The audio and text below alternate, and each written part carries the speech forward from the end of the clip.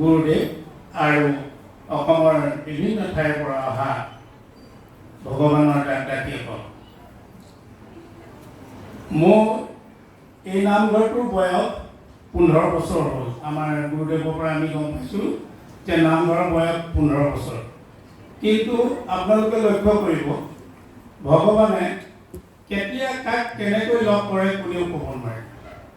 মই বালিঘাটত ৰৈ থাকোঁতে এজন ব্যক্তিয়ে এই নামঘৰৰ সম্পৰ্কে কৈ আছিলে। তো কৈ থাকোঁতে মই কথাখিনি শুনি আছোঁ আৰু তেখেতে খুব ধুনীয়াকৈ কথাখিনি মোক বুজাই দিলে। সেইটো হ'ল আজি 6 মাহমানৰ আগৰ কথা। ইতিমধ্যে মই এতিয়া 24টা দেওবাৰ ইয়ালৈ আহিছোঁ। 6 মাহত 24টা দেওবাৰ মই আহিছোঁ। আৰু আমি আহিছিলোঁ মোৰ ল'ৰা এটা ছোৱালীজনী, মই স্কুল এখনতে শিক্ষকতা কৰোঁ। তো ল'ৰাটো ইতিমধ্যে অভিযন্তা কৰে, দিল্লীত থাকে।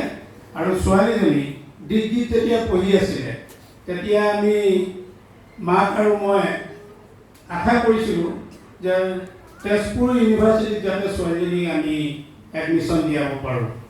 ইতিমধ্যে আপোনালোকেও নিশ্চয় গম পায়, তেজপুৰ ইউনিভাৰ্চিটিখন ইণ্ডিয়াৰ ভিতৰত এতিয়া 4 নম্বৰতে 5 নম্বৰত আছে। ঠিক তেনেকৈ আমি সদায় প্ৰতিটো দেওবাৰে ইয়ালৈ আহোঁ। আৰু ভগৱানৰ কি ইচ্ছা, আমি প্ৰথমতে বাছত আহিছিলোঁ, কিন্তু ভগৱানে চাগে নিশ্চয় আমালৈ চকু মেলি চালে। ইতিমধ্যে আমি দুইজন আহিবৰ কাৰণে স্কুটি এখন ল'ব পৰা হ'লোঁ। আৰু সেই স্কুটি লৈ আমি এতিয়া এই 24টা দেওবাৰ ইয়ালৈ আহি আছোঁ। আৰু ইতিমধ্যে ডিগ্ৰী ৰিজাল্ট দিছে ছোৱালীজনী।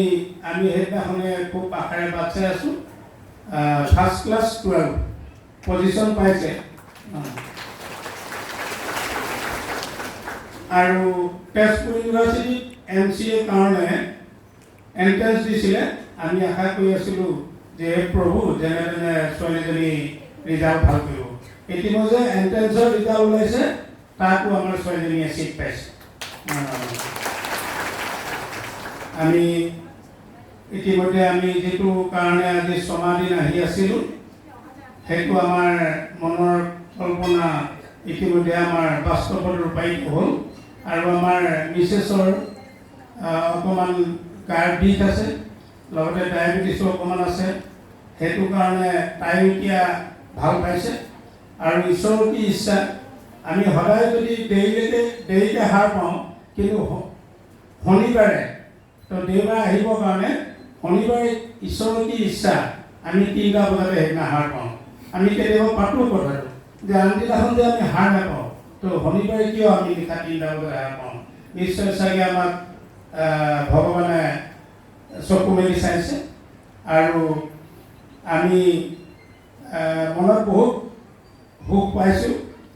ইতিমধ্যে আপোনালোকে নিশ্চয় জানিছে যে এই অনুষ্ঠানটো অকল এতিয়া মই গম পাইছোঁ অকল বেমাৰ আজাৰেই নহয়, আপোনালোকৰ ল'ৰা ছোৱালী যদি বিভিন্ন কাৰণত, আৰু ইতিমধ্যে মই 24টা দেওবাৰত আমাৰ গুৰুৰ পৰা যিখিনি কথা শুনিছোঁ, এখেতৰ জীৱনটোৰ কথা শুনিলেতো ভয় লাগে। প্ৰথমৰ পৰা যিটো অৱস্থা হৈছিলে সেইটো অৱস্থা চাগে আমাৰ কাৰো জীৱনত পোৱা নাই। ইতিমধ্যে মই স্কুলতো কওঁ আৰু কিতাপ পত্ৰ যি পাইছোঁ সেইবিলাকো স্কুলত জনাওঁ। কিন্তু এটা কথা আমাৰ গুৰুজীকো আমিও কওঁ যে বহুতে বহুত কথা ক'ব, সেইবিলাক কথা আপোনালোকে বিশ্বাস নকৰে। বহুতে বিশ্বাস নকৰে। বহুতে কয় যে আজিৰ দিনত এনেকৈ হ'ব জানো, বিভিন্ন ধৰণৰ অপিনিয়ন কৰে। কিন্তু আমি আৰু আমাৰ যি পৰিয়াল, আমাৰ 4টা মানুহে কিন্তু আমি সেইটো বিশ্বাস নকৰোঁ। আমি সঁচাকৈ আমি অন্তৰত লৈছোঁ। সেইকাৰণে চাগে ইমানখিনি আমাক আগবঢ়াই নিছে। আৰু আপোনালোককো আমি অনুৰোধ কৰিছোঁ যাতে ল'ৰা ছোৱালীসকলক আপোনালোকো আশীৰ্বাদ কৰিব। আৰু ইতিমধ্যে আমি খালি এটা কাম আমি কৰিব পৰা নাই যে লঘোণ প্ৰাৰ্থনাটো আমাৰ গুৰুদেৱে কয়, কিন্তু গুৰুদেৱক প্ৰথমতে লঘোণ প্ৰাৰ্থনাটো আমি দিব পৰা নাই। কিন্তু আমি এতিয়া চেষ্টা কৰিম, কাৰণ এতিয়া ছোৱালীও গুচি গ'ল যেতিয়া আমি দুইজনে আছোঁ। আমি এতিয়া লঘোণ প্ৰাৰ্থনাটো দিবলৈ আমাৰ সুবিধাজনক হ'ব। সেয়েহে আমি আপোনালোকে দেখিছে আজিতো বহুত মানুহ মই দেখিছোঁ। আৰু প্ৰায় আমি এদিনো ক্ষতি কৰা নাই, প্ৰত্যেক দেওবাৰে দেওবাৰে আজিতো যথেষ্ট মানুহ। আৰু গুৰুদেৱো ইতিমধ্যে আগত কৈ গৈছে যে ডাকবাতি বেছি হোৱাৰ কাৰণে বেলেগ এটা বিল্ডিং বনাবৰ কাৰণে তেখেতে চিন্তা কৰিছে। আৰু মই সেইকাৰণে কওঁ, তেখেতৰ বিৰুদ্ধে মানুহে বহুত কিবা কিবি ক'ব পাৰে, কিন্তু আপোনালোকে নিজক বিশ্বাস কৰিব আৰু ভগৱানক বিশ্বাস কৰিব, অন্য কথা কাৰো কথা নুশুনিব। মই আমাৰ ষ্টাফত ক'লেও বহুতে কথাটো গুৰুত্ব নিদিয়ে, সেইটো কাৰণে মই কথাটো নকওঁ। আৰু যিবিলাকে কথাটো গুৰুত্ব দিয়ে তেখেতসকলক কথাটো কওঁ, আৰু তেখেতসকলে সেইমতে ইয়ালৈ আহিছে আৰু তেখেতসকলক ফল পাইছে। সেয়েহে মই আজি এই দিনটোত আপোনালোকক অনুৰোধ কৰিছোঁ, অসমীয়াত এটা কথা আছে, নিজ ভাগে জগত ভাল। আপোনালোকে নিজে বিশ্বাস কৰিব। আজি গুৰুদেৱে এই 15 বছৰ, এবছৰ দুবছৰ নহয়, 15 বছৰ, আমি ছমাহে আহিছোঁ।